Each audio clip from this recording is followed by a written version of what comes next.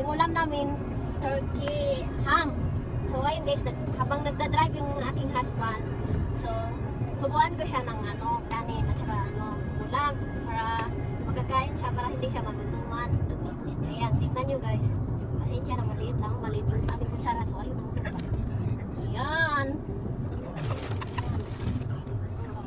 Kanya. Ayun. Ganda to guys. Kasi guys, nagtatrabaho kami at this moment. Ako nagda-drive, nagtatrabaho. Pero wala akong time mag-upo, kumain. Kaya habang nagda-drive, kumakain. Tapos ito, si Mrs. Ayan. Ayan. Ang bait. Ayan lang. Habang ako nagtatrabaho guys, yung trabaho nga, ito lang. Ito lang. Ito lang yung magkaya kong gawin sa kanya guys. Nag-effort ako magsubo sa kanya. Ayan na. Ang nahulog ka. Ayun na. Ayan, dito na muna. So, ayan. Trabaho kasi guys, nasa mamaniho, lagi. Kaya yun, magkasama kami. Kaya ako kumikita.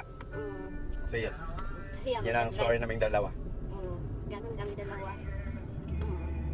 Tulungan, ganon. Subo. Yan na. So, ganito guys. Yan. Ganyan na yung pag-slice ko. Then, lagyan ko ng kanin. Medyo maliit kasi yung spoon natin. Ayan o. Hulog. Ano ba yan?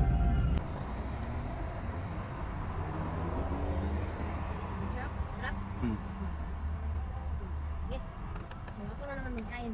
Ayan. Mag-isa ka ng kutsara. Sarap.